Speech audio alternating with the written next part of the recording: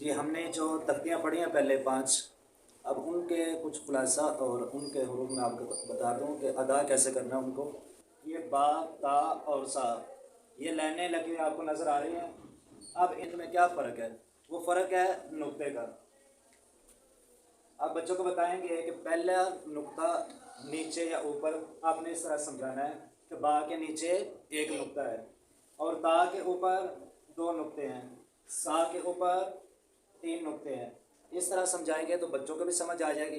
क्यों? क्योंकि तीनों हरूफ एक जैसे हैं। अगर हम उनको नुक्ते नहीं बताएंगे तो उनको समझ नहीं आएगी। आगे आ गया जीम, हा और खा।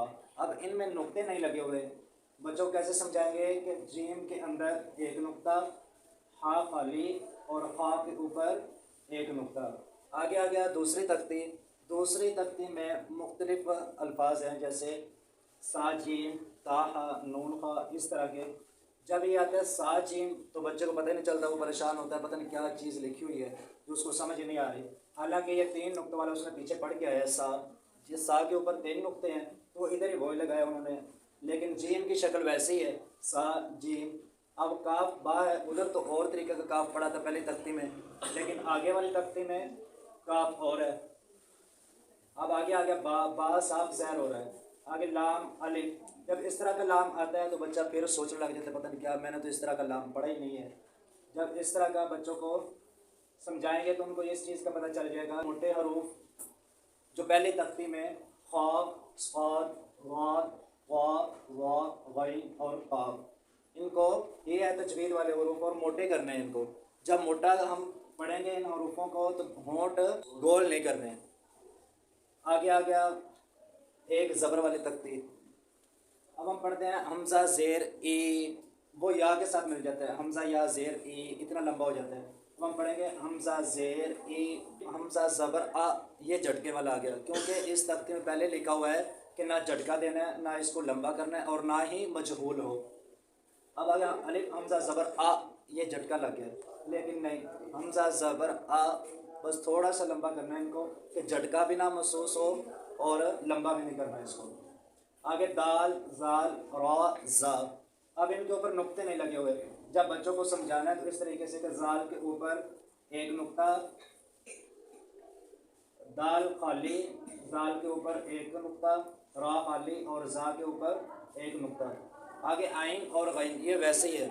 अब इनको इनका समझाने का तरीका ये है कि दूसरी तख्ती में ये शॉर्टकट लिखे होते हैं ऐसे, बस ये मुकम्मल आइन नहीं आता, लेकिन वो बच्चे परेशान होते हैं, पता नहीं क्या है। ये आइन, आइन खाली, गैन के ऊपर एक नुक्ता। अब आ गया जी आबा दन वाली तख्ती। बारा तन, बा ज़बर बा, रा ज़बर रा, बारा, रा ज़बर रा, बारा रा, ता दो ज़बर तन, बारा रा तन। अब इस तरह का ता लिखा हुआ है, आगे वक़फ़ आ गया तो हम पढ़ेंगे बारा रा, बारा रा, बारा रा तन, आगे वक़फ़, बारा रा, खुशीरा। अगर इधर वक़फ़ करना है, हा पेश हो, शीन ज़ेर शी, रा ज़बर रा, खुशीरा। अगर आगे वक़फ़ है तो हम पढ़ेंगे हुशिर, हुशिर।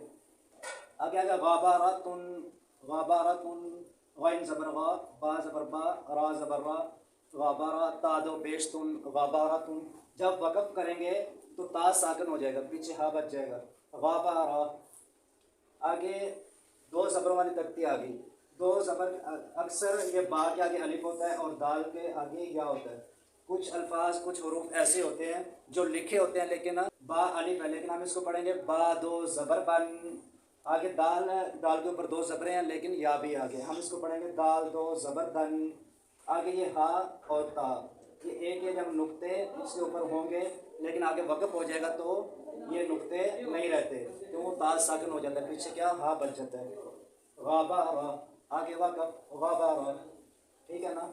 आगे इंशाल्लाह आगे वाली तफ्तीश शुरू करेंगे हम कल। ठीक है, अस्सलाम वालेकुम।